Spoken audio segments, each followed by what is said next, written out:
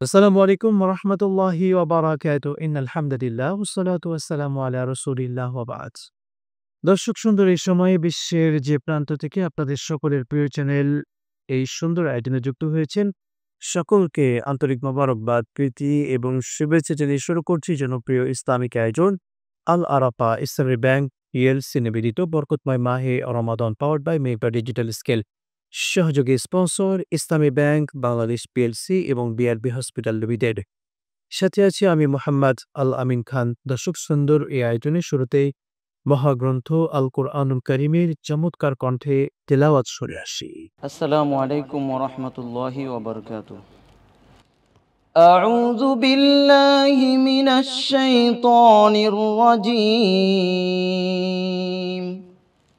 বিসমিল্লাহির রহমানির রহিম। والسماء بنيناها بأيد وإنا لموسعون والأرض فرشناها فنعم الماهدون ومن كل شيء خلقنا زوجين لعلكم تذكرون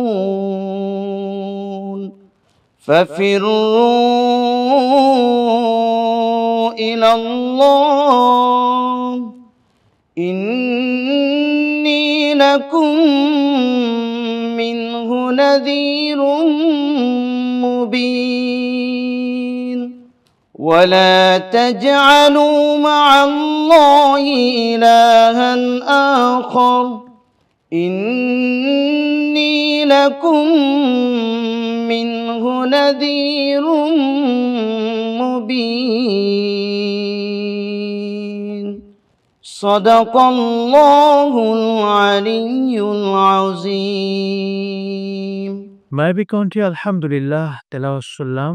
দর্শক আমরা এই পর্যায়ে পরিচয় করিয়ে দিচ্ছি আজকের দুজন বিজ্ঞ অতিথি দ্বয়ের সঙ্গে। রয়েছেন আমার ঠিক সামনে প্রখ্যাত আলেমীদ্বীন মোহতারাম হাফেজ কারি মুফতি জামিল মাসরুর সম্মানিত পরিচালক হাম্মাদ ইয়াক ট্রাভেলস। আসসালামু আলাইকুম ওরহমতুল্লাহি ওবরকাতুহ। দর্শক রয়েছেন আরও একজন বিজ্ঞ অতিথি, রয়েছেন মোহতারাম মফির বেলাল হোসেন রহমানের সম্মানিত প্রতিষ্ঠাতা পরিচালক দারুল আবরার মাদ্রাসা সোনারগাঁ। আসসালামু আলাইকুম রহমতুল্লাহি ওবারাকাতুহু। আসসালাম রহমতুল্লাহ, আপনাদেরকে অভিনন্দন আমাদের চমৎকার আয়োজন।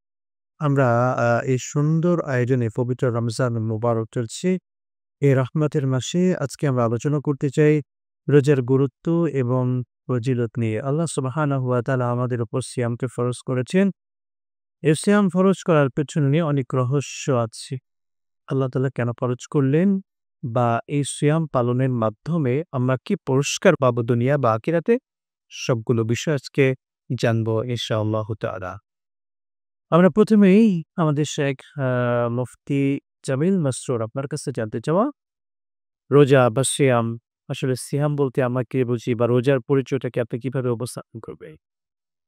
আসসালামু আলাইকুম রহমতুল্লাহি ওবরকাতুহ। জি মোহতারাম, আপনাকে অনেক ধন্যবাদ। আপনি খুবই চমৎকার প্রশ্ন করেছেন যে আসলে রমজান মাস আসছে, তো রোজা আমরা রাখবো। তো এই রোজার আসলে পরিচয়টা কি সেটা আমাদের সবার অবশ্যই জানা দরকার।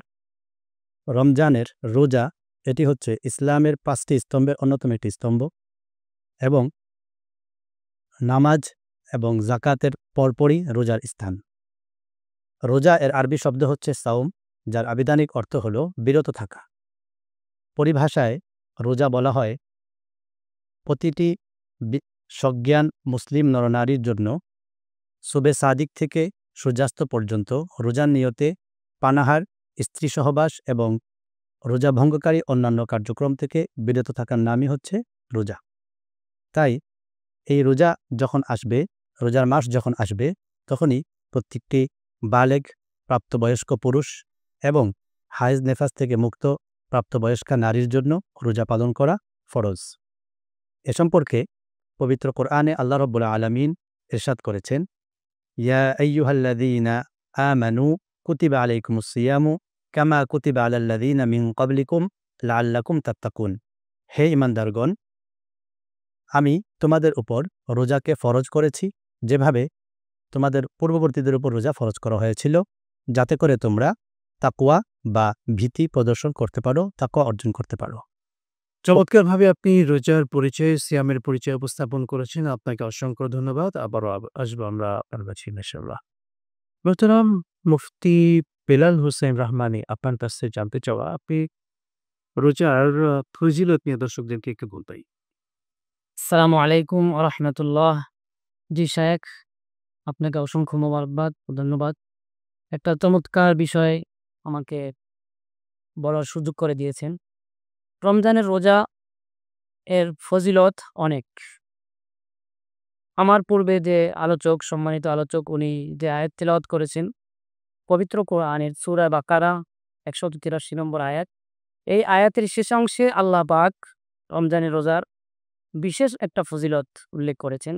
সেটা আল্লাহ পাক বলেছেন লাআল্লাকুম তাত্তাকুন, যে তোমাদের উপরে রমজানের রোজাকে ফরজ করা হয়েছে যেভাবে তোমাদের পূর্ববর্তীদের উপরেও রমজানের রোজা ফরজ ছিল, যাতে করে তোমরা তাকওয়া অর্জন করতে পারো।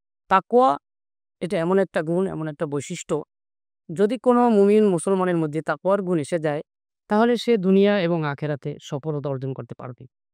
তাকওয়ার মাধ্যমে আমাদের সমাজের যে অন্যায় অনাচার রয়েছে, সমস্ত রকমের অন্যায় অনাচার থেকে সে বেঁচে থাকতে পারবে এবং এর মাধ্যমে আমাদের সমাজ সুন্দর একটা সুশীল সমাজ হিসেবে পরিচিত হতে পারবে। তাছাড়া আল্লাহ রাব্বুল আলামিন হাদিসে কুদসির মধ্যে উল্লেখ করেছেন, আস-সাওমু লি ওয়া আনা আজজি বিহি, যে রোজা আমার জন্য এবং এর প্রতিদান আমি নিজেই দিব। তো রোজা আল্লাহ পাক অন্যান্য আমলের জন্য সওয়াব বর্ণনা করেছেন, কিন্তু রোজার কোনো সওয়াব সুনির্দিষ্টভাবে আল্লাহ পাক বর্ণনা করেননি। এর কারণ হচ্ছে যে অন্যান্য আমল এমন আছে যে আমলগুলো মানুষ অনেক সময় লোক দেখানোর জন্য করে থাকে, কিন্তু রোজা এটা এমন একটা আমল যেটা লোক দেখানোর জন্য স্বাভাবিকভাবেই করা হয় না এবং করার সুযোগও থাকে ঈশ্বরের একমাত্র আল্লাহ তাআলার জন্যই করা হয়। চমৎকার বলছিলেন, আপনাকে অসংখ্য ধন্যবাদ। আবারও আসবো আপনার দর্শক মণ্ডলী, দেখছিলেন প্রিয় চ্যানেলের প্রিয় অনুষ্ঠান আল আরাফা ইসলামী ব্যাংক পিএলসি নিবেদিত বরকতময় মাহে ও Ramadan, powered by mega digital scale, সহযোগী sponsor Islami Bank Bangladesh PLC এবং বিআরবি হসপিটাল লিমিটেড। পিছিয়ে পর্যায়ে ছোট্ট বিরতির সাথে থাকুন, ফিরছি ইনশাআল্লাহ। বিরতির পর আরও একবার স্বাগত জানাচ্ছি আপনাদের প্রিয় চ্যানেলে প্রিয় অনুষ্ঠান আল আরাফা ইসলামী ব্যাংক পিএলসি নিবেদিত বরকতময় মাহে ও Ramadan, powered by mega digital scale, সহযোগী sponsor Islami Bank Bangladesh PLC এবং বিআরবি হসপিটাল লিমিটেড। দর্শক, আমরা রমাদানি সিয়ামের গুরুত্ব এবং ফজিলত নিয়ে শুনছিলাম আমাদের সম্মানিত অতিথিদ্বয়ের সঙ্গে। শেখ মুফতি জামিল মাসরুর, আপনার কাছে এ পর্যায়ে জানতে চাওয়া যে বিষয়টি, রোজার গুরুত্ব নিয়ে যদি একটু বলতেন আপনি। আলহামদুলিল্লাহ, রোজার যে অনেক গুরুত্ব রয়েছে, রোজার অন্যতম গুরুত্ব হচ্ছে যে রোজা হচ্ছে একটি ফরজ ইবাদত। যেমনিভাবে ঈমানের পর নামাজের গুরুত্ব রয়েছে, ঠিক তেমনিভাবে একজন মুসলমানের জন্য রোজার গুরুত্বও কিন্তু অপরিসীম। অর্থাৎ রোজা মানুষের জন্য ফরজ। প্রত্যেকটি নরনারী সে অবশ্যই রোজাকে রাখবে, পালন করবে এবং কোনো শরঈ ওজর ছাড়া রোজাকে ভঙ্গ করবে না। রোজাকে পালন করবে এবং রোজা ইসলামের অন্যতম একটি স্তম্ভ এ বলে বিশ্বাস করাও কিন্তু ফরজ। আর যদি কেউ রোজা ফরজ বিধানকে ভঙ্গ করে, তার জন্যও কিন্তু হাদিসে অনেক ভয়াবহ শাস্তির কথাও রয়েছে। কেউ যদি কোনো রকমের শরঈ ওজর ছাড়া রোজাকে ভঙ্গ করে এবং এই রমজানের রোজা সে যদি সারা জীবনও রাখে, তবুও তার এই রোজার ফজিলতপূর্ণ পরিপূর্ণ আদায় হবে না। অর্থাৎ কেউ যদি হাদিসের মধ্যে এবং কোরআনের মধ্যে যদিও রোজার ভঙ্গের পর কাফফারের কথা আসছে, কিন্তু সেটা এই রমজানের রোজা রাখলে যে পরিমাণ সওয়াব হবে, যে লাভ হবে, এটা কখনোই হবে না। আল্লাহ যে রোজার ফজিলত বলেছেন আমি নিজে দিব, সেইটার থেকে সে কিন্তু বঞ্চিত হয়ে যাবে। এজন্য কোনো রকমের শরঈ ওজর ছাড়া ইচ্ছাকৃতভাবে রোজা ভঙ্গ করা কোনো মুসলমানের জন্যই কাম্য নয়। এই হাদিস এবং কোরআনের আলোকে বোঝা যায় যে রোজা অত্যন্ত একটি গুরুত্বপূর্ণ ইবাদত। আপনার সাথে আরেকটু অ্যাড করতে চাই, যদি আপনি এটাও অ্যাড করতেন। অনেক মা-বাবা চিন্তা করে আমার ছেলে পরীক্ষা দিকে এবার রোজা রাখলে তার কষ্ট হবে কিংবা তার শরীরটা ভেঙে যাবে। অনেক মায়েরা চিন্তা করেন। তাদের উদ্দেশ্যে কি বলবেন? তাদের উদ্দেশ্যে আমি এটাই বলবো যে আসলে হাদিস এবং কোরআন এর উপর যদি আমরা আমল করি, তাহলে কখনোই আমাদের লস হবে না, বরং আমাদের ফায়দা হবে। যেমন যেই মা-বাবা বাচ্চাকে অসুস্থ হয়ে যাবে বা সমস্যায় পড়বে, তার পরীক্ষা আছে ইত্যাদি কারণে রোজা রাখতে দিচ্ছেন না, তারা অনেক বড় অন্যায় কাজ করছেন। কারণ যে একজন বাচ্চা যদি ছোট থেকেই রোজা রাখতে অভ্যস্ত হয়, তাহলে বড় হয়েও সে কিন্তু রোজার প্রতি একটা গুরুত্ব দিবে এবং রোজা রাখবে। যদি ছোটবেলায় তাকে আমরা রোজা রাখতে অভ্যস্ত না করি, বড় হয়েও কিন্তু সে রোজা রাখবে না। আর আমরা যে অনেক সময় আমরা এটা মনে করি যে রোজা না খেয়ে থাকা এটা অনেক কষ্ট বা অনেক ক্ষুধার বিষয়, আসলে কিন্তু এমন নয়। আসলে যে রোজার যে পুষ্টি, আমরা যদি সাহারিটা ঠিকমতো খাই, একদম ভোর বেলায় যে সেহরি খাওয়ার সময়, তখন যদি আমরা সাহারিটা ঠিকমতো খাই, তাহলে কিন্তু সারাদিনের পুষ্টিটা আমরা পেয়ে যাই। এবং ইফতারের আগ মুহূর্তে যেভাবে আমরা সুন্দর সুন্দর বিভিন্ন রকমের হাদিসের মধ্যে আসছে, খেজুর দিয়ে, পানি দিয়ে, শরবত দিয়ে যে ইফতার করা, এগুলো যদি আমরা গ্রহণ করি, তাহলে কিন্তু পরিপূর্ণ শক্তিটা আমরা পেয়ে যাই। আমাদের যে ঘাটতিটা হয় সেটা পূরণ হয়ে যায়। এজন্য কখনোই এই কল্পনায় যে রোজা রাখলে আমি অসুস্থ হয়ে যাব বা আমার ছেলের পরীক্ষা ভালো হবে না, এরকম ভেবে রোজাকে না রাখতে দেওয়া কখনোই সমীচীন নয়। বরং রোজাতে আরও রাখতে দেওয়া এবং নিজেরা যখন ঘুম থেকে উঠব, তখন বাচ্চাদেরকে ঘুম থেকে উঠিয়ে রোজার জন্য অভ্যস্ত করানো আমাদের প্রত্যেকের জন্য জরুরি। আল্লাহ চমৎকার কথা বলছিলেন শেখ, আপনি বলতেন বেলাল হোসেন রহমানী সাহেব। আমরা আমাদের ছোট বাচ্চাদেরকে অনেক সময়, কিছু ছোট বাচ্চা আছে তারা খুব আগ্রহের সাথে, বয়স 5 কিংবা 6 বা আরো কম, অনেক আগ্রহের সাথে তারা রোজা রাখে বাবার সাথে, মায়ের সাথে। তো সেই যে একটা সুন্দর কালচার ছোট বাচ্চাদের, এটাকে আপনি কিভাবে দেখবেন এবং দর্শকদেরকে এ ব্যাপারে কি বলবেন? আপনাকে অসংখ্য ধন্যবাদ। যে আমাদের ছোট বাচ্চাদেরকে বাবা-মার সাথে রোজা রাখতে দেওয়া, এটা একটা অত্যন্ত সুন্দর এবং উত্তম আখলাক। কারণ ছোটবেলা থেকেই যদি বাচ্চাদেরকে উত্তম চরিত্র এবং উত্তম আমলগুলো শিখানো হয়, তাহলে তারা আস্তে, আস্তে অভ্যস্ত হয়ে যাবে। এবং ছোটবেলায় তার আমলনামা থাকে না, তার গুনাহও লেখা হয় না। কিন্তু যখন থেকে তার আমলনামা চলে আসবে, তখন ফেরেশতা তার কোনো গুনাহই পাবে না। এজন্য পূর্ব থেকেই প্রস্তুতিমূলক এভাবে আমাদের ছোট বাচ্চাদেরকে নামাজ এবং রোজায় অভ্যস্ত করা। এ বিষয়ে আল্লাহ নবী সাল্লাল্লাহু আলাইহি সাল্লামের হাদিসও আছে। যেমন নবীজি সাল্লাল্লাহু আলাইহি সাল্লাম হাদিস শরীফে ইরশাদ করেছেন, মুরু আওলাদাকুম বিস-সালাত ওয়া হুম আবনাউ সাব'i সিনিন ওয়াদরিবুহুম আলাইহা ওয়া হুম আবনাউ 10 সিনিন। যেমন নবীজি বলেছেন, তোমাদের সন্তানদেরকে 7 বছর বয়সে নামাজের আদেশ দাও। এরপরে আস্তে, আস্তে যখন সে আ অভ্যস্ত হয়ে যাবে, 10 বছর বয়সে তাকে কিছু শাসন করে হলেও তাকে নামাজ পড়া। তো নামাজ এবং রোজা একই ক্যাটাগরির বিধান। সেই হিসেবে 7 বছর বয়স থেকেই বাচ্চাদেরকে নামাজের রোজার জন্য অভ্যস্ত করা এবং 10 বছর বয়সে কিছুটা শক্তভাবে হলেও তাকে রোজার জন্য অভ্যস্ত করে তাকে রোজা রাখতে উৎসাহিত করা। এটা প্রতিটি মুসলিম নর-নারীর জন্য শুকরান জাযাকাল্লাহ। আমি এর সাথে আপনার সাথে আরেকটু প্রশ্ন এড করতে চাই। আমরা অনেক সময় ভোর রাত্রে অর্থাৎ উঠতে পারেনি সাহারি খেতে। সাহারি এভাবে যদি না উঠতে পারার কারণে সাহারি না খেয়ে রোজা রাখি, রোজা হবে কিনা বা কোনো সমস্যা হবে কি? মাশাআল্লাহ, মুহতারাম, আপনাকে অসংখ্য ধন্যবাদ। এটা একটা গুরুত্বপূর্ণ প্রশ্ন। কারণ আমাদের এরকম ঘটনা অনেক সময় ঘটে থাকে। তো এই বিষয়টা যদি না জানা থাকে, তাহলে আমাদের দর্শকদের রোজার বিষয়ে যথেষ্ট ত্রুটি আ একটা সন্দিহান থেকে যে মনের মধ্যে। সেজন্য এই বিষয়ে আমরা বলব যে, কোনো ভাইয়ের যদি এরকম হয়ে যায়, সেহরি খেতে পারেননি, এর মধ্যে সকাল হয়ে গেছে, তাহলে সে সকাল হওয়ার পর থেকে রোজার নিয়ত করবে। রোজার নিয়তে সে সারাদিন কিছুই খাবে না এবং এর মাধ্যমে তার রোজা পরিপূর্ণভাবেই হয়ে যাবে। তার কোনো ত্রুটি হবে না। শুকরান জাযাকাল্লাহ। সত্যি চমৎকার বলছিলেন। আল্লাহ তো সহজ করেছেন, কঠিন করেননি। আল্লাহ তাআলা চান যে ইউরিদুল্লাহু বিকুমুল ইউসরা ওয়া লা ইউরিদু বিকুমুল উসরা। দর্শক, সত্যি এই রমাদানের এই মাসে, সিয়াম সাধনার এই মাসে আমরা আমল দিয়ে সাজাবো আমাদের জীবনটাকে। আমরা আমাদের পরিবারে এসে প্র্যাকটিস করব। আমাদের সন্তানদেরকে, তাদেরকে যেন রোজা রাখে এবং রাত্রে সালাতুত তারাবি আদায় করে এবং এই একটি মাস যেন নামাজ পড়ে কিংবা কোরআন তেলাওয়াত করে, এক আমলি পরিবেশের মধ্যে থাকে, সে দায়িত্ব আমাদের। আমরা তাদেরকে পড়ে দেব এবং তাদেরকে অভ্যস্ত করবো ইনশাআল্লাহ।